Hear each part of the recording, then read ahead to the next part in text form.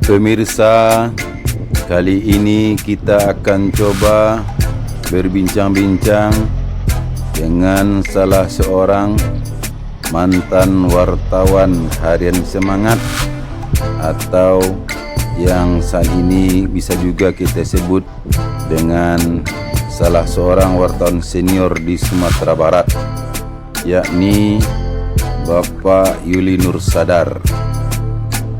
Untuk diketahui pemirsa, setelah puluhan tahun mengabdi berprofesi sebagai seorang jurnalis, Bapak Yuli Nur Sadar sejak 5 tahun terakhir sudah beralih profesi menjadi seorang pengusaha, yang mana beliau membuka usaha menjual alat untuk memancing.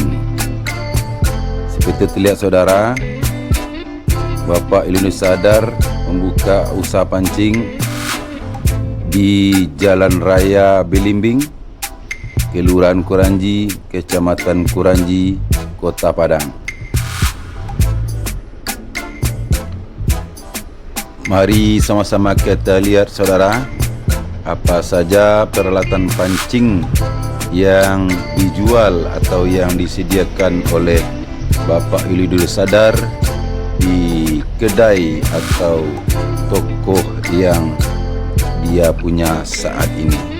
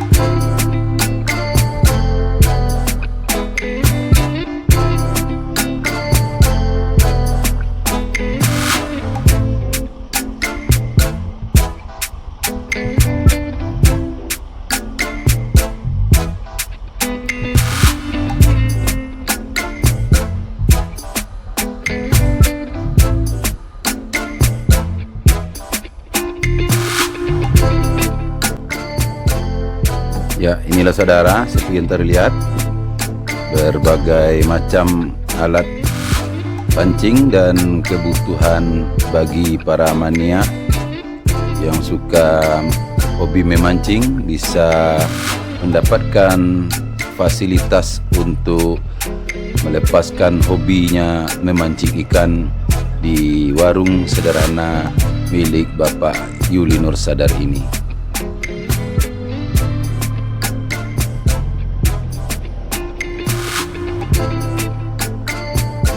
Keputusan Bapak Yuli Nur Sadar beralih profesi menjadi pengusaha atau membuka bisnis pancing, peralatan pancing ikan ini patut kita berikan apresiasi dan perlu dicontoh saudara. Kenapa? Karena tidak semua wartawan mampu atau terpikir membuka usaha seperti yang beliau lakukan saat ini. Di sini saudara, Bapak Yuli Nur Sadar meski dengan berawal dari modal pas-pasan, namun karena tekad yang tinggi dan semangat juang yang kuat, sehingga beliau berhasil membuka usaha kecil-kecilan seperti membuka usaha peralatan alat pancing ikan ini. Saudara, bagi para pecandu atau yang hobi memancing ikan bisa mendapatkan berbagai macam peralatan pancing dengan harga yang sangat terjangkau.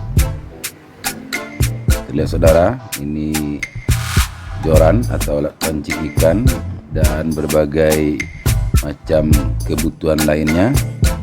Silahkan berkunjung ke warung atau kedai pancing milik Bapak Yuli Nur Sadar ini.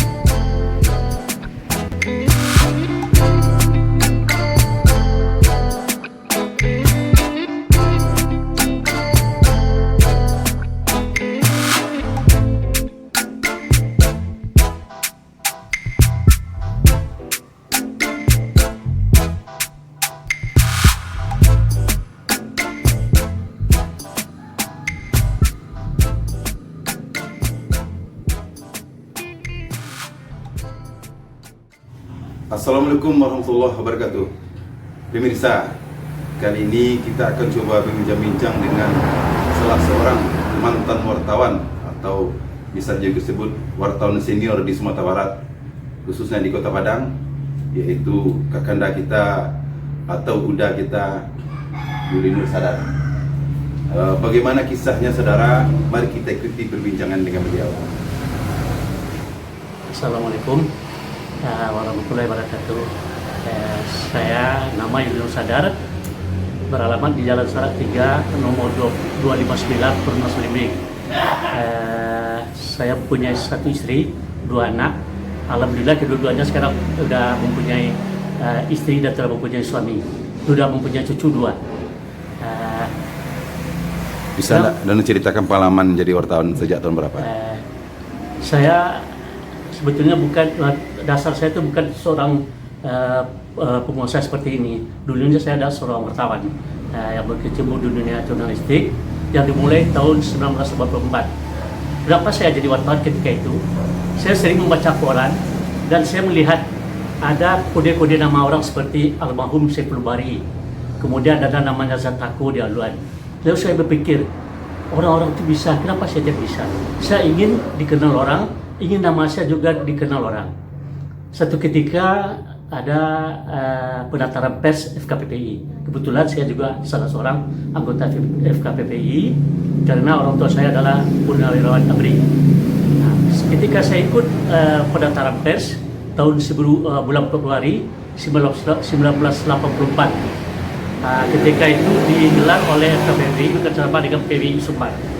Kebetulan jadi ketuanya itu adalah Makmur Hendrik. Nah, dan pendaftaran itu dilakukan di Cerdas Nanggalo selama lebih kurang 14 hari.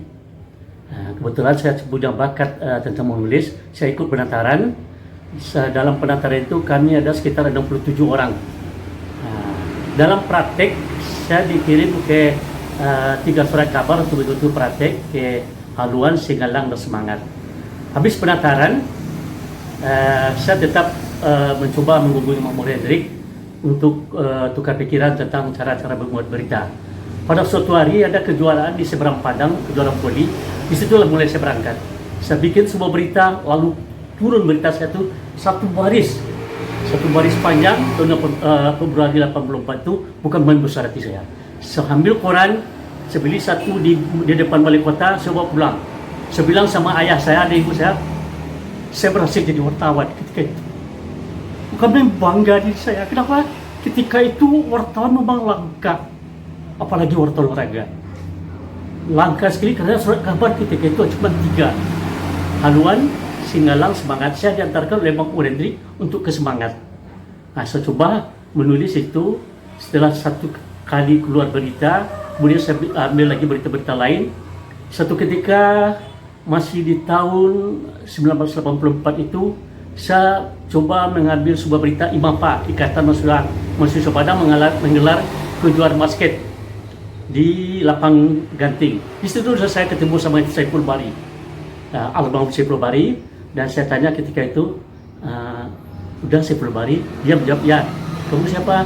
Saya Yuli Nur Sadar yang baru magang di Oh, yang YSS itu ya. Kalau mencari berita, kita tidak usah repot-repot. Nah, sebentar lagi setelah selesai ini, kamu akan saya bawa ke kantor KONI katanya. Nah, Saiful Bari lah mengenalkan saya ke kantor KONI tahun 2004, dan mulai disitulah saya mulai mencari berita. Pertama saya keluar daerah yaitu ketika mengikuti PSP Padang ke Jakarta. Ketika itu PSP dilepas oleh wali kota jam 8 malam, umasnya Dr. Desa Murad. Wali kota selalu bertanya, siapa wartawan yang keberangkat? Wartawan ketika itu tidak ada, yang ada cuma saya dengan almarhum Saiful Bari, dan dibawa saya ke Jakarta. Itulah pertama kali saya mengajak kakek ke Jakarta. Siapa wali kota Padang ketika itu? Sarul Jud. Saya berangkat dengan KM Kerinci sampai di Jakarta, lalu saya dibawa oleh Saiful Bari mengenalkan berbagai daerah sambil meliput sepak bola. 9 hari kami di Jakarta, kami pun pulang. Dan Saiful Bari mengatakan, Sadar, kamu udah pernah naik pesawat? Belum. Dan kami pulang dengan pesawat. Itulah pengalaman saya jadi jurnalistik. Tapi ketika di Hari Semangat itu banyak suka dan duka yang saya dapat. Saya di Hari Semangat ada sekitar 28 tahun berkecimpung di dunia olahraga. Siapa saja kawan-kawan Danun yang yang semangatnya masih ingat sampai sekarang? Ya, pertama sekali saya masih ingat ketika berita saya pertama keluar itu, redaktur saya Pak Rusli Saridin. Dia yang membimbing saya. Kemudian saya diajar cara bikin berita walaupun Makmur Hendrik. Yang mulai pertama saya itu adalah Makmur Hendrik. Kemudian dibina oleh Rusli Saridin. Saya bikin berita-berita olahraga. Alhamdulillah itu yang membuat pengalaman saya. Tapi ada lagi sukanya di Hari Bumi Semangat itu saya hampir sekitar 1 tahun tidak terima apa-apa. Cuman pertama menerima honor itu 1.750 ribu rupiah. 1.750 ribu rupiah itu adalah honor dari beberapa berita. Sebab saya ketika itu masih magang dan dinyatakan hanya honor. Bayangkan, hampir 1 tahun saya menerima uang, hanya menerima honor. Tapi alhamdulillah ada kesenangan bagi saya karena bakat saya tersalurkan. Pernah saya menerima uang ketika acara BP7. Ketika itu wartawan umum tidak ada, yang ada di kantor saya. Lalu oleh Pak Sukma Jaya dikasih saya undangan disuruh ke BP7 pendaftaran P4 tahun 85 mungkin. Dan ketika saya ikuti, lalu pulangnya saya dikasih amplop. Uang ketika itu isinya 1.250. Itulah pertama kali saya jadi wartawan menerima amplop. Dan saya sampaikan kepada redaktur saya Pak Saridin, Pak, saya dikasih uang dalam amplop ini. Bilang Pak Rusli Saridin, ini adalah hak kamu, untuk kamu. Itulah saya pertama kali, dan itu halal. Halal. Itulah perjalanan saya di Hari Bumi Semangat. Tapi ada rasa bahagia kita ketika Orde Baru itu, bukan membangga-banggakan ya. Ketika zaman itu wartawan yang sedikit, wartawan itu terbatas. Begitu juga surat kabar pun terbatas ketika itu. Jadi saya bekerja dengan hati senang, tapi sukanya gitu. Dukanya ada lagi ketika berita kita tak terbit. Kita malu sama nama sumber berita kita, tapi kita harus sabar itu.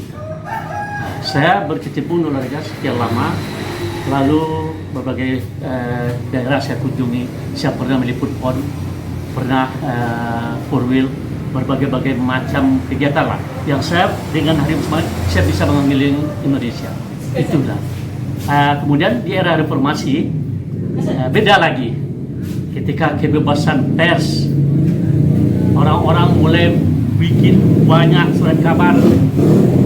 Siapa ada uang bisa bikin surat kabar, bisa jadi pimpinan redaksi. Tidak seperti kami dulu yang lolos dari pendaftaran. Saat itulah saya mulai merasa ya, tidak dunia saya lagi. Wartawan itu kan dunianya anak muda. Ketika reformasi umur saya mulai menginjak 50-an, saya mulai agak mundur-mundur sedikit. Dan apalagi ketika istri saya dinyatakan gagal ginjal. Di era-era itu ketika persaingan mulai banyak, orang mulai bikin surat kabar bermacam-macam, Hari Bumi Semangat pun mulai tidak ada lagi. Artinya semangat hilang. Saya mulai mencoba bergelia untuk masuk sebuah surat kabar namanya Lintas Media. Sedirikan dengan Bambang Rianto, Lintas Media. Saya di situ selama 4 tahun.